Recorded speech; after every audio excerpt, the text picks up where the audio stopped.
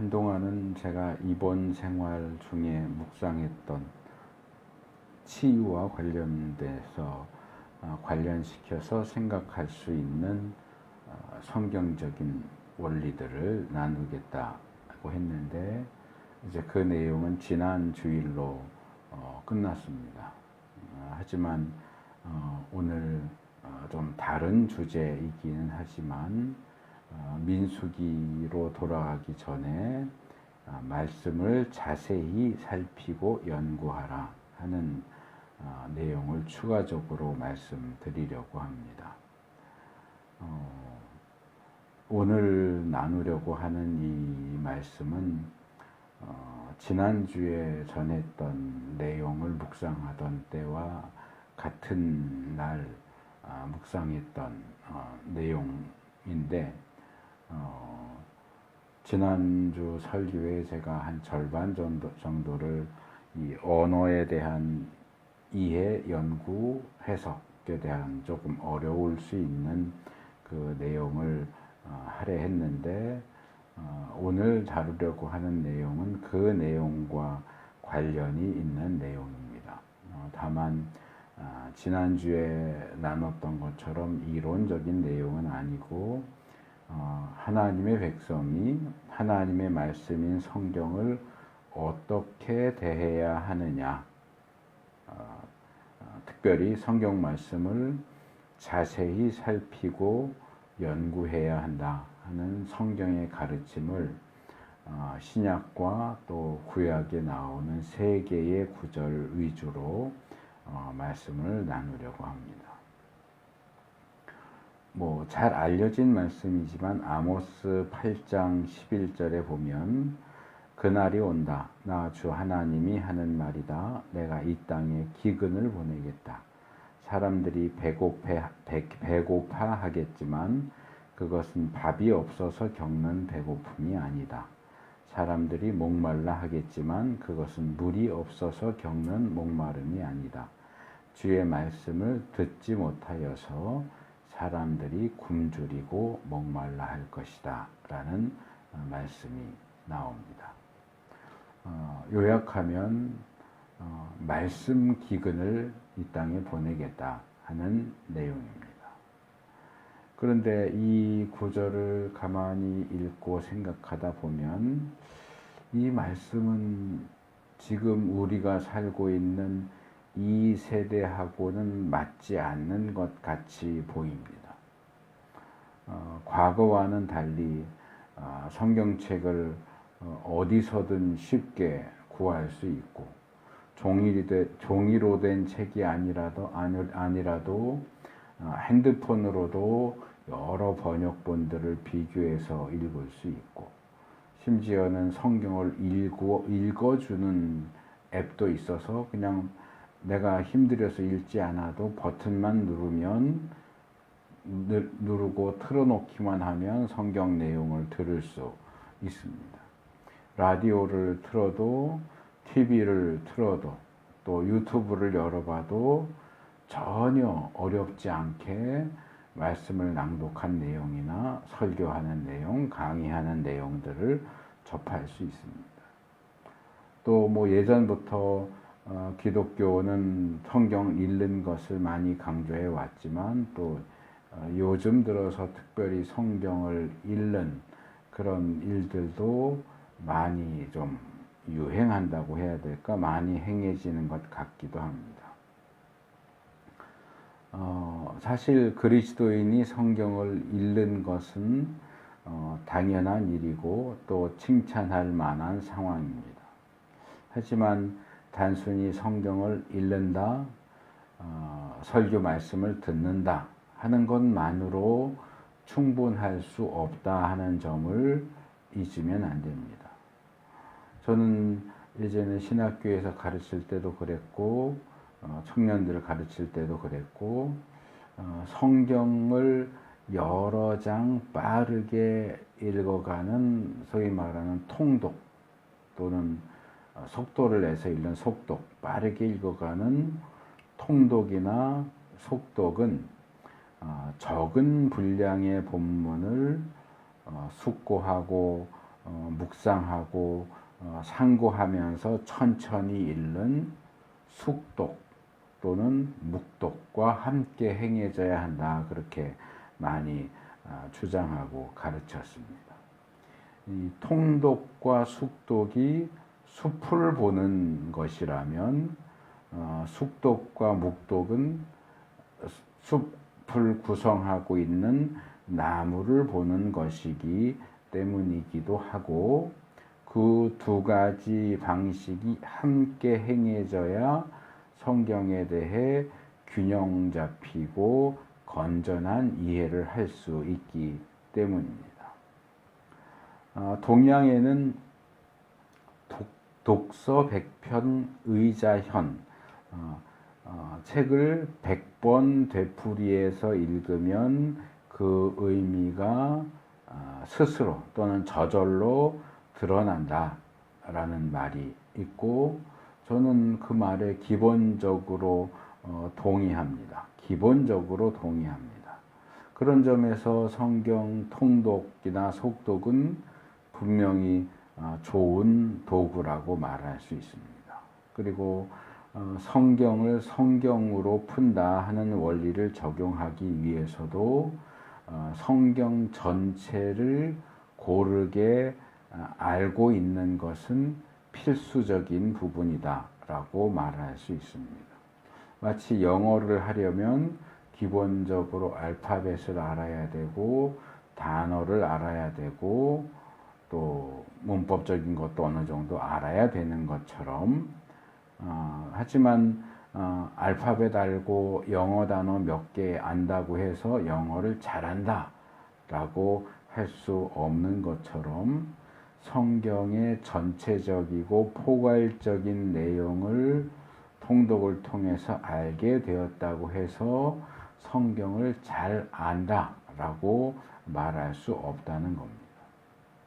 물론 성경을 읽다 보면 의자현, 뜻이 스스로 또는 저절로 드러나는 부분도 분명히 있습니다. 그런데 베드로가 지적했던 것처럼 바울은 모든 편지에서 이런 것들을 두고 말하고 있는데 그 가운데는 알기 어려운 것이 덜어 있어서 무식하거나 믿음이 굳세지 못한 사람은 다른 성경을 잘못 해석하듯이 그것을 잘못 해석해서 마침내 스스로 파멸에 이르고 말 것입니다. 베드로후서 3장 16절에서 지적하는 것 같은 그런 어려운 본문도 분명히 있습니다. 그냥 몇 번 읽어가지고서는 무슨 얘기인지 알아들을 수가 없는 본문도 분명히 있다는 거예요. 물론 교회사나 이런 데 보면 성경의 일반적이고 대부분의 말씀들은 그냥 읽기만 해도 무슨 뜻인지 그것을 알 수 있고 한두 번 읽어서 알기 어려운 것은 성령께서 알려주신다 라고 주장하던 이들이 초대교회부터 지금까지 끊이지 않고 존재해 왔습니다. 신학적으로도 성령의 조명, 일루미네이션, 빛을 비춘다 그런 뜻인데 성령께서 빛을 비춰주셔서 깨우쳐 주셔서 그 말씀의 뜻을 알게 하시는 역사가 있고 그것도 우리가 반드시 인정해야 되는 부분입니다. 우리가 기도하면서 이 뜻이 무엇인지 알게 해주세요 라고 성령님께 도움을 구할 때 성령님께서 우리를 깨우쳐 주시는 그런 경우들도 분명히 있습니다.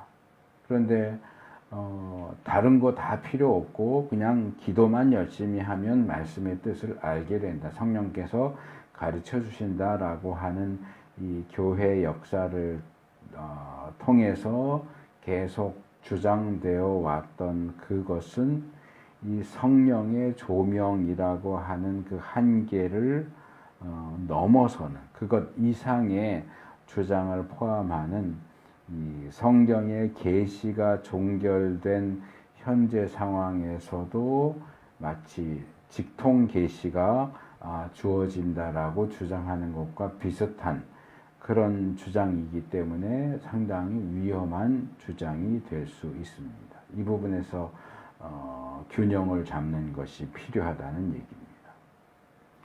그런데 우리 주위에는 이런 말을 하는 목사들이나 교인들이 꽤 많습니다. 자기가 목사인데 나는 설교 준비 안 한다. 나로 안 한다. 그냥 그때그때 하나님이 주시는 말씀을 받아서 전하지 난 설교 준비 같은 거 따로 안 한다 하는 사람 목사도 있고, 또 어떤 교회는 나는 설교 준비해서 설교하는 목사는 목사로 인정 안 합니다. 아무개 목사처럼 그냥 즉석에서 설교하는 그런 목사가 진짜 목사지, 그거 뭐 설교 준비해서 설교하는 목사는 목사도 아니에요 하는 그런 교인도 봤습니다. 자, 이렇게 한번 바꿔서 생각을 해보죠. 수능을 앞두고 있는 자녀가 있는데 시험 공부를 하나도 안 합니다. 그리고 수능 시험장에 들어가서 그냥 그때그때 떠오르는 답을 적으면 나는 대학에 합격할 수 있어 라고 주장합니다. 그럼 그 자녀를 너 진짜 똑똑하구나, 용하구나, 또 천재야 라고 인정해주고 그래 마음대로 놀아, 그렇게 말할 수 있는 부모가 몇이나 있을까요? 그런데 이런 개똥 같은 생각과 주장이 의외로 교회 안에까지 굉장히 많이 퍼져 있는 것을 보게 됩니다. 과연 하나님께서 자기가 당연히 그리고 기본적으로 해야 하는 일조차 하지 않고 무시하는 이들에게 말씀을 깨우쳐 주시는 은혜를 베풀어 주실까요? 오늘 본문에서 베드로는 예언자들은 이 구원을 자세히 살피고 연구했다라고 말합니다. 왜 예언자들은 이 구원에 대해서 이해하기를 원해서 간절히 기도했다, 성령께서 가르쳐 주시기를 구했다, 이렇게 말하지 않을까요?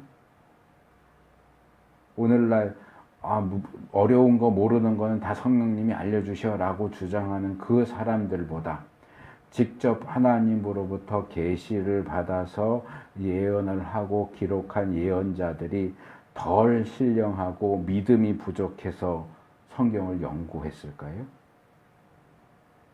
왜 예언자들은 이 구원에 대한 말씀을 자세히 살피고 연구했을까요?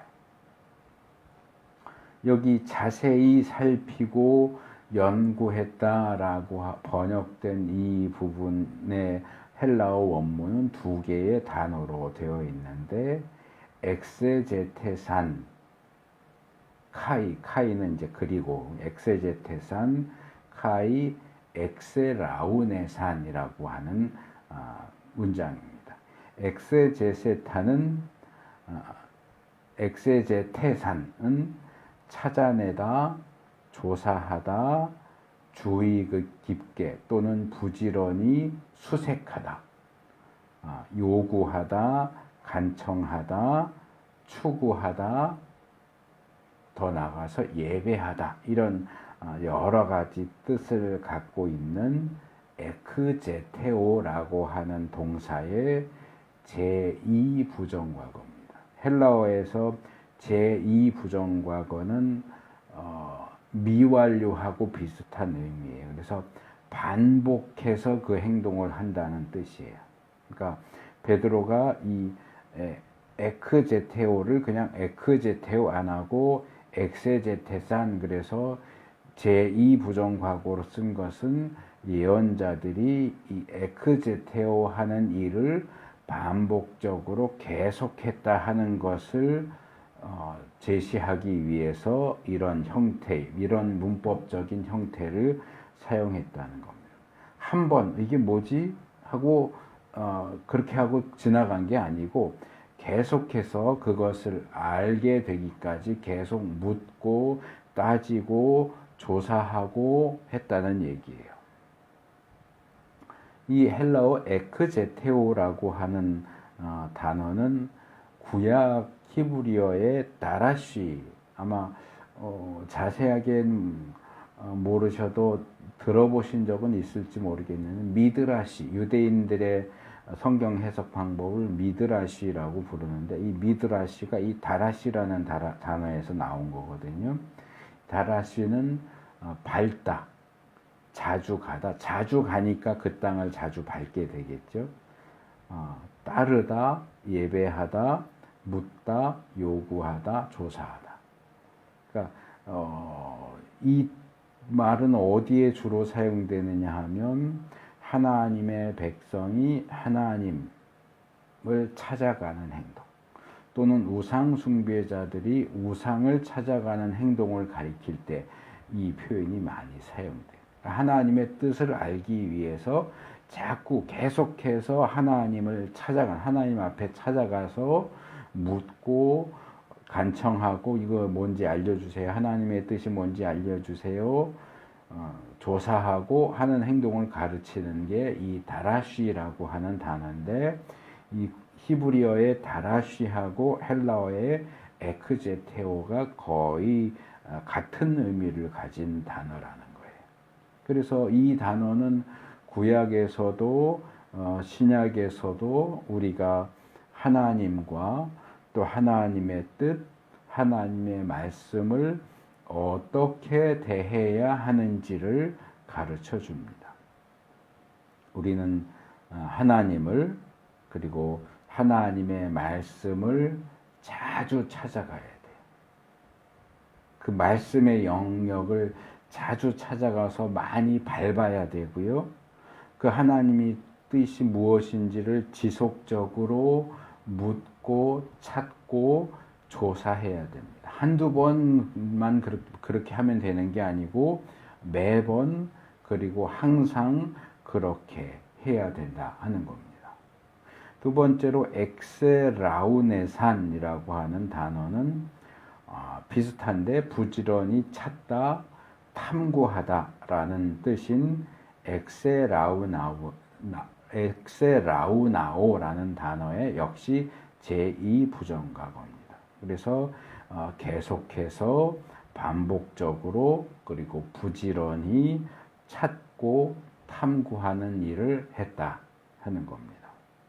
그래서 이 베드로가 본문에서 사용한 이 두 단어 에크제테오와 엑세라우나오라는 단어는 슬쩍 보면 동의어처럼 보여요. 근데 좀 더 사전적인 의미들을 자세하게 살펴보면 뒤에 나온 엑세라우나오는 좀 더 좁은 의미에서 찾는 행동, 탐구하는 행동에 초점을 맞춘다면, 에크제테오는 좀 더 넓은 의미에서 찾고 구하고 추구하고 예배하는 행동까지 좀 더 넓게 포괄적으로 의미를 보여주고 있는 것을 알 수 있습니다. 그래서 어쨌든 베드로는 구약의 선지자들이 자기가 하나님으로부터 계시를 받았지만 하지만 알기 어려운 말씀을 이해하기 위해서, 물론 당연히 기도도 했겠지만 그 말씀을 연구하고 탐구하는 일을 쉬지 않고 부지런히 했다라고 이야기합니다. 저는 그 대표적인 예로 다니엘을 소개하고 싶습니다. 특히 다니엘 9장 2절을 보니까 이렇게 얘기해요. 곧 그가 통치한 첫 해에 나 다니엘은 거룩한 책들을 공부하면서 주님께서 예레미야 예언자에게 하신 말씀, 곧 예루살렘이 70년 동안 황폐한 상태로 있을 것을 생각해 보았다. 이렇게 얘기를 합니다. 여기에 거룩한 책들을 공부하면서라고 번역된 히브리 표현은 비노트 바세파림이라는 표현인데, 이것을 직역하면 내가 그 책들에서 또는 그 책들을 통해서 이해했다, 인식했다, 그런 뜻이에요. 공부했다는 뜻이 아니고 알게 됐다, 그런 뜻이에요. 그런데 히브리 원문에는 공부했다가 아니고 알게 됐다라고 되어 있는데, 왜 새번역은 그것을 공부했다라고 번역을 했을까? 여기 사용된 히브리어 단어 비노트라고 하는 것은 지적으로 분리하다. 그러니까 이런저런 것들이 막 섞여 있는데, 그것이 이건 뭐고 이건 어디에 쓰는 거고 이건 뭐고 이거 뭐고 다 아니까 종류에 따라서 이렇게 분리시키는 거, 분류하는 것을 가리켜요. 지적으로 분리하다, 구별하다, 이해하다, 인지하다, 숙고하다, 분별하다, 이런 뜻을 가지고 있는 빈이라는 단어의 완료입니다. 그렇게 했다라는 얘기죠. 그래서 이것은 책을 읽어서 또는 읽자마자 그냥 알게 되었다, 그 얘기가 아니고, 그 책을 읽고 지적인 행동, 구별하고 분리하고 이해하고 숙고하는 분별을 통해서 그 본문이 의미하는 것이 무엇인지를 인지하고 이해하게 되었다 하는 그런 뜻입니다. 그런 점에서 이 다니엘이 사용한 비노트라고 하는 단어는 베드로가 사용한 에크제테오하고 같은 뜻을 전하고 있다라고 볼 수 있습니다. 이 다니엘이 요즘 어디에서나 볼 수 있는 흔한 그리스도인들보다 못해서, 성령의 가르침을 받지 못해서 성경을 연구했을까요? 특별히 이 이상을 보고 그것을 해석하고 묵시에 있어서 전문가라고 할 수 있는 다니엘이라고 한다면, 그런 사람 정도 수준이라면 연구는커녕 그냥 읽기만 해도 독서 100편이 아니고 독서 1편 한 번만 읽어도 의자현이 되지 않았을까요? 요즘 말로 하면 지성과 영성이 최상급, 탑급인 다니엘이 뭐가 부족해서 말씀을 이해하기를 원해서 연구했을까요? 그 다니엘이 예레미야의 예언을 연구하는 과정에서 우리의 포로 기간은 70년이구나, 하나님이 70년으로 정하셨구나 하는 걸 깨닫고 70년 이후에는 우리를 포로에서 돌려보내 주세요 하고 기도하게 되었다 하는 얘기를 하고 있는 겁니다. 그래서 결론적으로 얘기하자면 성경을 통독하는 것으로 충분하다, 또는 그냥 읽기만 해도, 또는 조금 어려우면 성령님 알려주세요 라고 기도만 하면 성령께서 알려주신다라고 주장하는 것은 자기의 실제 수준도 모르는 채 잘난 체 하는 것에 불과하다. 성경을 그렇게 통독을 했는데 성경을 이렇게 자세히 연구해야 한다는 이 구절들은 못 봤을까요? 도구를 사용해서 히브리어, 헬라어 또는 성경 연구 프로그램 그런 것들을 사용해서 히브리어 원문, 헬라어 원문을 분석하지는 못하겠지만, 통독하는, 성경을 읽으면서 그 구절도 분명히 읽었을 텐데 통독하는 그 성경 구절들이 말하는 것은 알아들어야 되는 거 아닌가요? 성령께서 알려주셔. 다른 거 다 필요 없어. 목사도 필요 없고 신학자도 필요 없고 난 그냥 성경 읽고 성령님께 기도하면 다 알아. 그런 주장이 신학은 차치하고서라도 성경적으로도 온전하지 않은 반성경적인, 절반만 성경적인 주장이라고 하는 것을 인정해야 되는 거 아닌가요? 마지막으로 베드로의 말씀을 살펴봤고 다니엘의 말씀을 살펴봤고 제가 종종 제시하는 사도행전 17장 11절에 나오는 베레아 사람들에 대한 내용을 그 말씀을 좀 더 말씀드리겠습니다. 베레아의 유대 사람들은 데살로니가의 유대 사람들보다 더 고상한 사람들이어서 아주 기꺼이 말씀을 받아들이고 그것이 사실인지 알아보려고 날마다 성경을 상고하였다 라고 이야기합니다. 여기 우리가 살펴봐야 할 중요한 단어가 몇 개 나옵니다. 여기 먼저 베레아 사람들은 데살로니가 사람들보다 더 고상하다. 고상하다가 무슨 뜻일까요? 자, 성경을 통독을 하다가 이 구절을 읽었어요. 베레아 사람들은 더 고상했다 그러네. 그러면 뭘 떠올리십니까?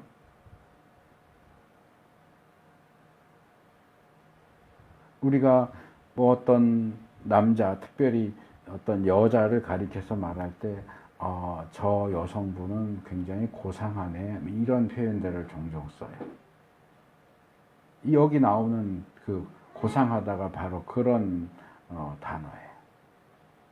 그런데 과연 이 본문이 얘기하는 게 그런 뜻일까요? 그렇게 이해하면 될까요?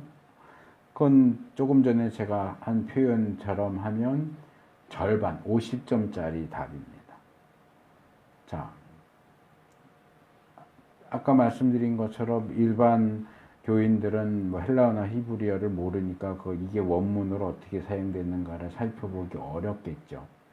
그래도 뭔가 찾아볼 수 있으면 좋겠는데, 자, 이 고상하다라고 번역된 단어는 헬라어로 유게네스라는 단어예요. 유는 좋다라는 뜻이고, 게네스는 이 창세기를 영어로 제네시스 그러잖아요. 이게 마태복음에 나오는 아브라함과 다윗의 자손 예수 그리스도의 세계라, 이 세계라가 이 헬라어로 게네세우스를 번역한 거, 족보를 얘기하네요. 족보, 혈통. 그래서 유게네스는 혈통이 좋다는 뜻이에요. 고상하다는 뜻이 아니고, 거기에는 물론 고상하다는 뜻이 포함되지만 주된 의미가 고상하다는 뜻이 아니고 좋은 가문에서 태어났다 그런 뜻이 가장 기본적인 뜻은. 좋은 가문에서 태어났다. 그래서 계급이 높다. 계급이 높은 귀한 귀족 출신이다. 뭐 공작, 백작, 남작. 귀족을 가리키는 표현이에요, 이게. 그리고 이제 상징적으로는 대범하다 그런 뜻이 있어요. 왜 이게 대범하다가 여기 연결되는지는 알 수 없는데 헬라어 사전에 보면 그렇게 나와요. 아마 그런 의미로 또 사용이 됐기 때문에 제시를 하는 거겠죠. 그래서 한글 성경 번역본들을 제가 다 뒤져봤어요. 예전에 개역 성경 그리고 우리 일장합동에서 따로 출간한 바른 성경이라는 게 있고, 현대인의 성경은 아마 들어보셨겠죠. 개역 성경, 바른 성경, 현대인의 성경은 신사적이다 이렇게 번역을 해요. 신사적이다. 또 고상하다고 좀 비슷하죠.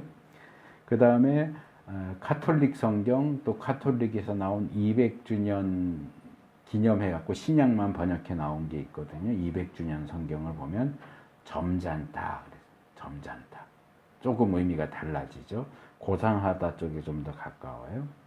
그리고 두란노 온누리교회 쪽에서 나온 우리말 성경에는 교양이 있다 이렇게 번역을 했고요. 우리가 쓰는 새번역 그리고 쉬운 성경은 고상하다. 개역 개정은 너그럽다. 그리고 공동 번역하고 현대어 성경이라고 이건 현대인 성경과 비슷하게 역시 우리나라에서 번역된 의역 성경이 있는데 거기는 마음이 트였다. 그래서 뭐 한 3개 정도씩 이렇게 같은 번역을 한 개, 한 2개 정도 발견되지만 거의 한글 번역본들이 다 제각각이에요.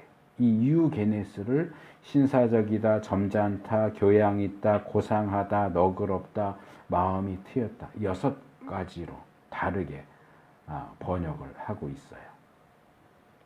근데 일단 이 유게네스라는 단어를 그 단어가 가지고 제시하는 기본적인 의미로 이해하기는 힘들어요. 그러니까 이거죠. 베레아에 사는 유대 사람들은 데살로니가 사람에 사는 유대인들과는 달리 다 귀족 출신이었다. 이렇게 읽기는 어려워요.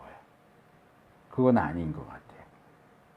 그 대신에 이제 대부분의 한글 성경들은 이 성품이 좀 고귀한 성품을 뭐 신사적이라든지 교양 있다든지 고상하다든지 너그럽다든지 점잖다든지 마음이 튀었다. 어떤 심적인 성품적인 측면에서 조금 한 레벨이 하나 위였다. 이런 식으로 번역을 한 것 같아요. 근데 제가 이걸 찾으면서 얘야 되게 기분이 좋은가 보네. 소희가. 제가 이상하다라고 느꼈던 건 뭐냐 하면 어느 한글 번역본도 소희야 야단친 거 아니야. 이 유게네스의 사전적인 뜻에 제시되고 있는 상징적인 뜻이라고 하는 대범하다로 번역을 한 번역본이 하나도 없어요. 베레아 사람들은 데살로니가 사람들보다 대범해서 이렇게 한 번역이 하나도. 영어 번역은 제가 찾아보진 않았어요. 있을지 모르겠는데 확인이 안 돼서 소개를 못 하겠고, 아마 번역하는 분들이 베레아 교인들이 성경을 상고하는 것과 대담한 것은 별로 관계가 없다고 생각을 했던 것 같아요. 대부분의 번역자들이. 그런데 저는 이 유게네스를 대범하다라고 번역하는 것이 더 좋지 않을까라는 생각이 들어요.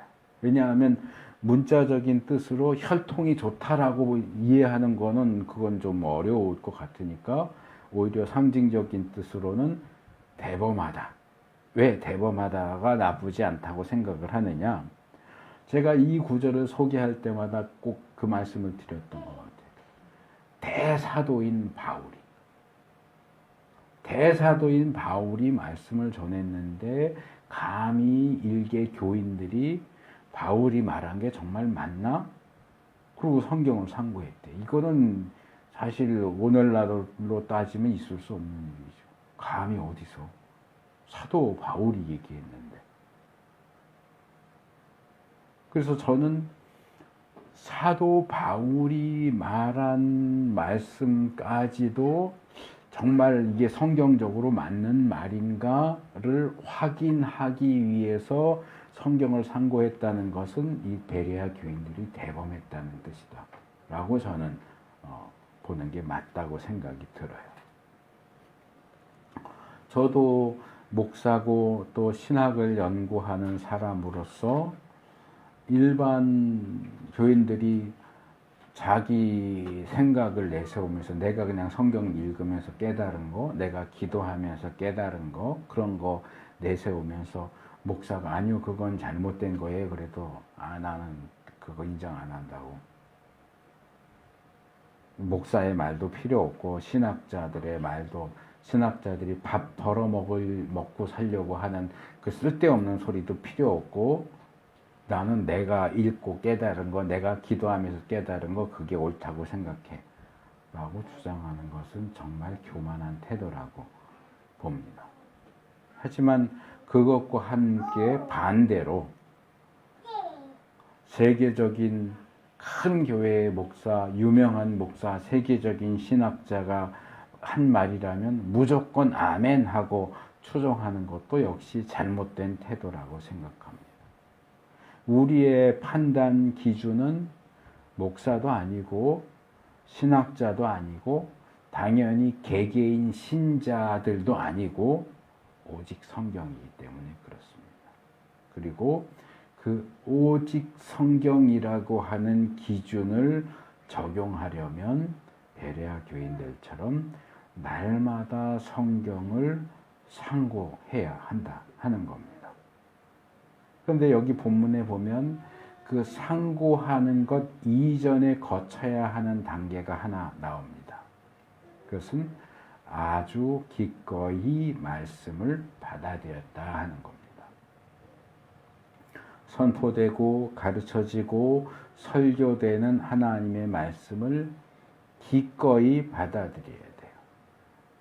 바울은 이런 태도에 대해서 데살로니가 전서 2장 13절에서 우리가 하나님께 끊임없이 감사하는 것은 여러분이 우리에게서 하나님의 말씀을 받을 때에 사람의 말로 받아들이지 아니하고 실제 그대로 하나님의 말씀으로 받아들였기 때문입니다. 이 하나님의 말씀은 또한 신도 여러분 가운데서 살아 움직이고 있습니다. 그렇게 말합니다.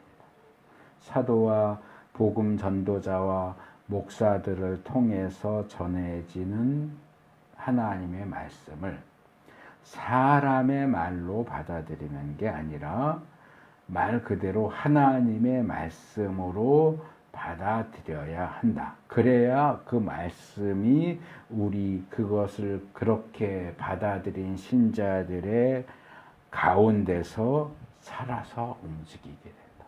말씀을 들어도 그것을 하나님의 말씀으로 받아들이지 않으면 그거는 들어왔다가 그냥 나가든지 튕겨 나가든지 그러지 우리 안에서 살아 역사하는 결과를 가져오지 못한다는 거예요.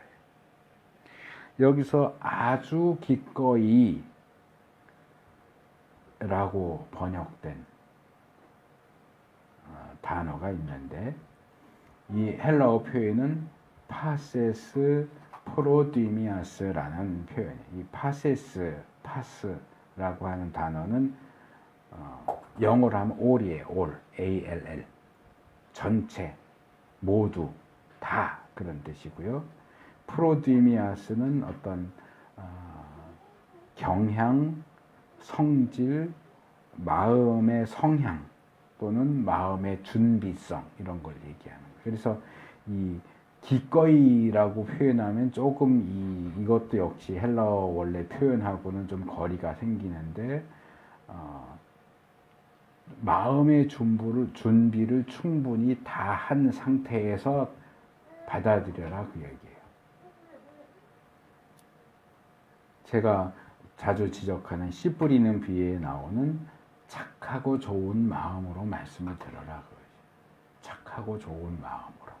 착하고 좋은 마음으로 마음밭을 준비한 상태에서 말씀을 받아들여야지. 하나님의 말씀으로 받아들여야지. 딱 팔짱 끼고 앉아서 그래 뭐라고 하는지 한번 보자. 내 마음에 드는 얘기를 하나 아니면 거슬리는 말을 하나. 목사가 지 혼자만의 생각을 얘기하는 건지 나를 깔려고 하는 건지 쓸데없는 신학자들 얘기나 하는 건지 한번 들어보자. 이게 아니고 착하고 좋은 마음으로 준비된 마음으로 마음을 다해서 하나님의 말씀을 받아들여야 된다. 그런데 이렇게 설명을 하면 제가 좀 더 앞에서 얘기했던 목사나 세계적인 신학자가 한 말이라면 무조건 추종하는 것도 잘못된 태도입니다 라고 했는데 그거하고 뭔가 좀 비슷한 태도를 주장하는 것처럼 보일 수 있어요.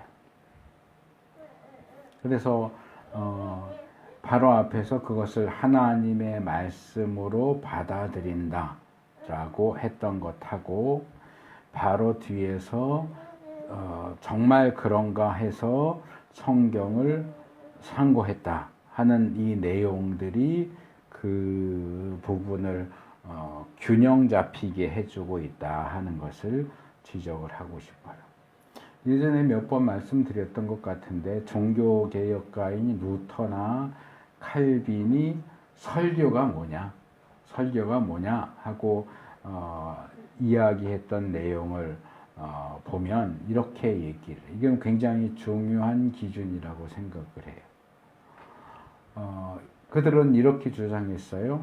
목사의 설교가 하나님의 말씀인 성경의 가르침에 위배되지 않는 한 그것은 하나님의 말씀으로 받아들여져야 한다. 자, 목사 설교를 하는데 성경에 없는 얘기, 성경과는 다른 얘기, 틀린 얘기를 해요. 그럼 그건 설교가 아니에요. 하나님 말씀일 수 없어요. 설교 시간은 설교 시간인데 그 시간에 TV 드라마 본 얘기, 뉴스 본 얘기, 정치 얘기, 경제 얘기, 그거는 설교가 아니에요. 목사가 하는 설교가 하나님의 말씀에 위배된다면 그것은 하나님의 말씀도 아니고 설교도 아니에요.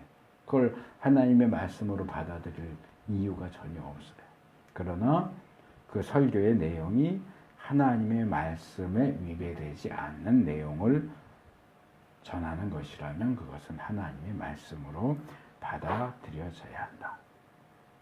그것을 어떻게 판단하느냐? 그게 마지막으로 살펴볼 날마다 성경을 상고하는 것을 통해서 판단되어져야 한다 하는 겁니다.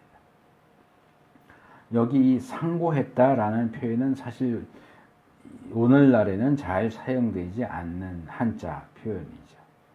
이 상고했다라고 번역된 헬라어 단어는 아나크리노라고 하는 단어인데 이게 원래는 자세히 조사하다 그런 뜻이에요. 지금 베드로가 사용한 단어 에크제테오 또는 다니엘이 사용한 단어 비노트, 이 단어들하고 지금 다 같은 선상에 있어요. 같은 내용을 얘기하는 거예요. 자세히 조사한다, 여기서 찾다, 묻다, 신문하다, 구별하다, 판단하다, 결정하다, 이런 뜻으로 확장됩니다. 마치 범인을 잡기 위해서 용의자를 불러다가 신문하고 묻고 증거물을 찾고 거기서 나온 그 내용들, 증언들과 증거들을 잘 구별하고 분별해서 판단하여 최종적으로 이 사람이 범인이다 아니다 하는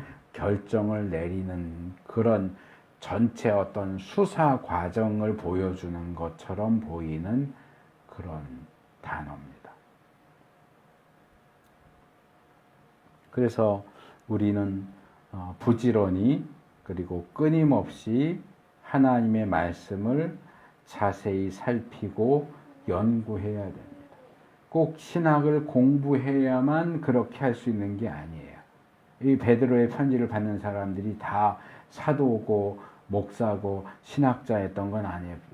흩어져 있는 주의 백성들에게 편지를 하면서 모든 그리스도인들은 말씀을 자세히 살피고 연구해야 한다라고 말하는 거예요. 물론 신학을 공부하는 것이 도움이 될 수 있습니다. 그래서 저는 일반 신자들도 먹고 살만하면 목사가 되거나 학위를 받기 위해서가 아니라 하나님의 말씀을 더 잘 연구하고 더 잘 이해하기 위해서 신학을 공부하는 것도 나쁘지 않다라고 생각합니다. 근데 대부분의 그 신학교들, 그러니까 정규 대학, 신학대학 말고 문교부 인가가 없는 학원이라고 할 수 있는 신학교는 대부분 이권이 걸려 있어요. 가짜 학위 그리고 목사 안수 이런 것들이 걸쳐 있기 때문에 저는 개인적으로 그런 것들과 무관하게 성경과 성경 이해를 돕기 위한 아카데미를 하는 것이 제가 품고 있는 소원, 제가 기도하고 있는 소원 가운데 하나입니다. 그래서 하나님의 말씀을 더 사랑하시기 바랍니다. 그래서 날마다 성경을 상고하고 자세히 살피고 연구하고 순종하는 우리 모두가 될 수 있기를 축복합니다.